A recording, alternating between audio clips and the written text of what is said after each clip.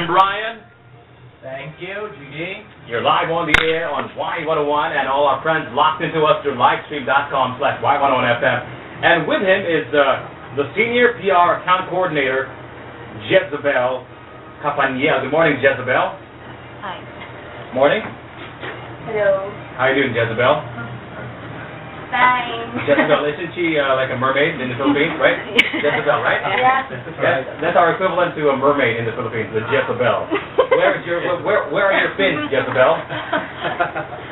I don't. It got attacked by a virus? Yes, I'm malware. Okay, this morning, ladies and gentlemen, we're going to have an exclusive interview with Mr. Bryan Sat. We're actually here to talk about internet threats, viruses, and all that stuff that's been plaguing the internet.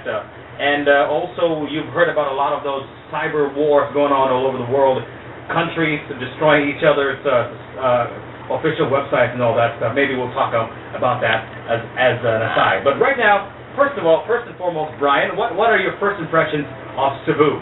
I know this is your first time here in Cebu. What are your first impressions of Cebu since you got here just yesterday evening? Yeah. Cebu is a very, very beautiful city. I mean, this is the first time I'm here, but I really like this place, and I can see that this place actually full with different cultures that I've been seeing in other cities, and also I can see that this part of the world is really a place that I would probably want to stay a bit longer and spend a bit of time and relax a little bit. Yeah. Okay, so you got here 10 o'clock last night. Did you already try some of our food here? No, that's unique to Cebu? No, I did not manage to really try anything. It was so late. Yeah. So have you been told that we make the best lechon here, roasted pig in the world? I wouldn't know. Nobody told you that? Good to find out, yeah. Shame on you guys. Shame on you ladies. You should have told him. You should have warned him about it. Definitely would love to try it out. Are you so that is something really? Are you a red meat eater or are you a vegetarian? No. So you're fine with pork? Yeah, of course. He loves pork. He loves pork. pork. Okay, let's not talk about that too much because we might get hungry this morning, and I know breakfast is still far away. Okay, now first and foremost, Bryan, tell us what is malware or malware? What are internet threats? Malware, virus, Trojans, and worms. Who creates them, and why the heck did they do that in the first place? Okay, so that's a long question. So let me do it one by one. Okay. So what is malware? malware. So that actually stands for malicious ware, which is a malicious software. So what happens is actually those good guy, basically they just write a normal program that serves for purposes that it helps the users, computer users, to fulfill their needs and whatever they want to do on the computer. So what happens is actually there is another group of the people that considering they are bad guy, and what they're doing is actually they're writing something malicious, and those malicious software actually steals information, do some bad stuff on the computer, and might be using your computer and then use it to attack another computer and stuff like that. So that is what we call those programs as a malware. Yeah. So how about as opposed to Trojans, virus, and worms? Are they the same things, or are they different kinds? There are different kinds. That's right. There's different kinds of malware out there. And then, let's take an example, virus. So virus basically is a malware that it don't actually replicate itself.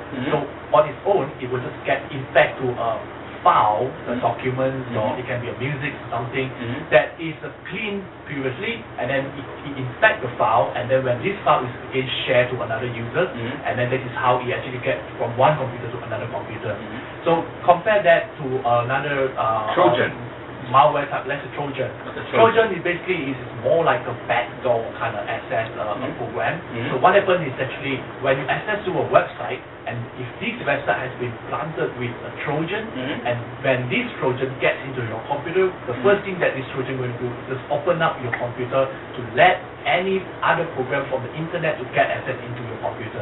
So in a way, you're actually going to leave the door open, and that is very, very dangerous. And that is Trojan. And then I can give you another example, which is worm. Worm. What's a worm? Worm basically is actually it don't really like creates a lot of damage to your computer. But what happens is actually it will replicate itself very, very quickly. We are talking about milliseconds here. So when that happens, worms actually replicate itself, let's say within a minute, it manages to replicate itself to millions or tens of millions, and that will definitely jam up your whole computer and your whole bandwidth as well. So that is the things that is actually damaging our computer. So these malwares of different kinds, they do not just spontaneously erupt, right? They don't just happen by accident. Because I was thinking that there are viruses that just happen. You know what I mean? Like they do it for purpose.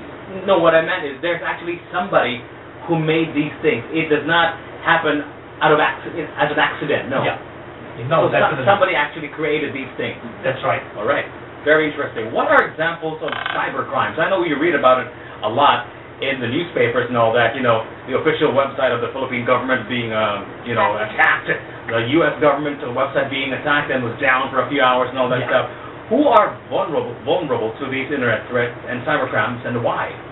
Okay, so before we actually go into the topic that's talking about, who and why they are attacking and stuff like that.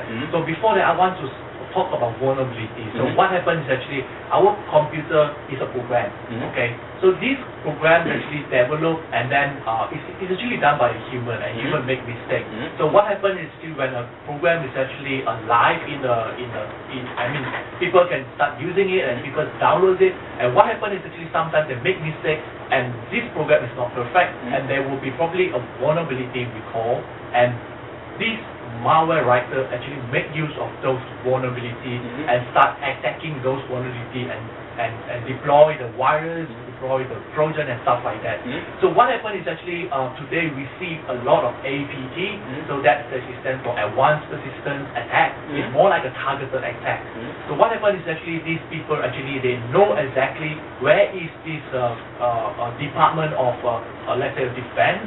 So they know exactly where is the problem, where is the vulnerability, and this is how they start the attack.